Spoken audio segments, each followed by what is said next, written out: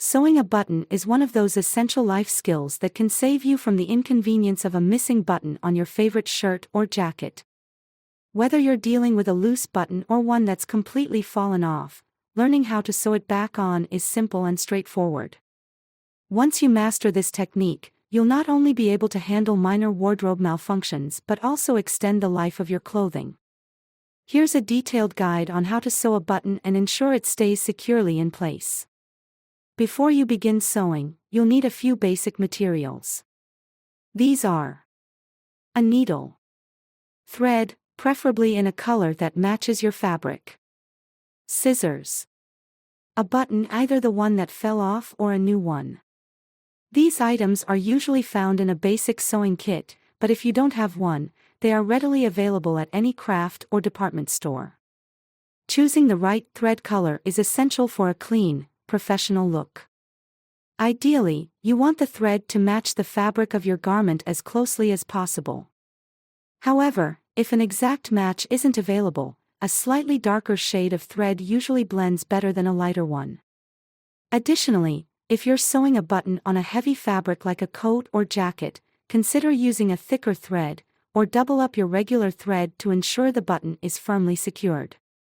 Once you have your materials ready, it's time to prepare the thread and needle. Cut a piece of thread approximately 18 to 24 inches long. Thread the needle, pulling the ends together so the thread is doubled. This adds extra strength to your stitch, helping the button stay on longer. Tie a small knot at the end of the thread.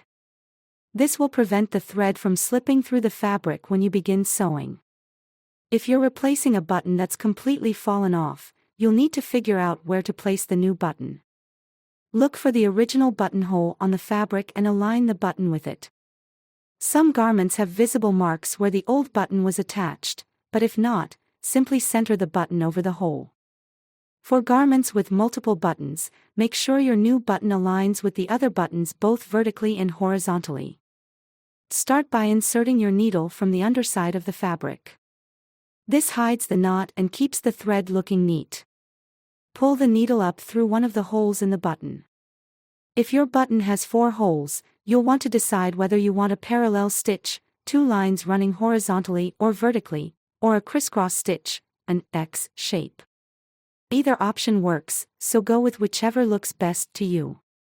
For a parallel stitch, insert the needle into the hole directly opposite the first one and pull it through to the back of the fabric. Repeat this process a few times until the button feels secure. If you're doing a crisscross stitch, insert the needle into the hole diagonally opposite the first one. After pulling it through, bring the needle up through the next hole and continue stitching diagonally until the button is firmly attached.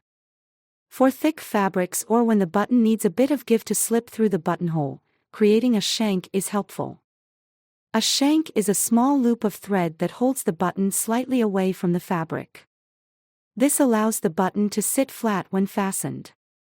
To create a shank, place a toothpick, matchstick, or a small pin between the button and the fabric before sewing. Sew the button as usual, stitching over the toothpick.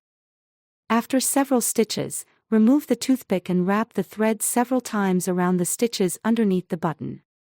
This forms a small thread stem or shank. Once wrapped, insert the needle through the fabric, not the thread on the underside, and cut the excess. After you've stitched the button securely in place, it's time to finish. Push the needle to the back of the fabric and tie a small knot. You can do this by passing the needle through one of the stitches on the back, then pulling it through the loop that forms as you tighten the stitch. This will secure the thread and prevent the button from coming loose. Trim any excess thread close to the knot to keep everything neat and tidy. Once the button is sewn, give it a gentle tug to make sure it's securely fastened.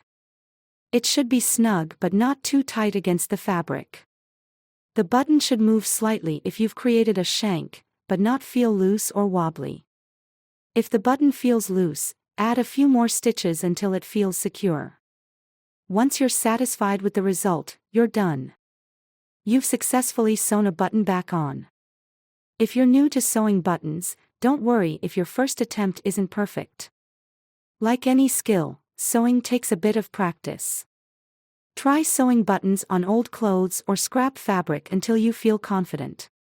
With time, sewing buttons will become second nature, and you'll be able to repair clothes quickly and easily.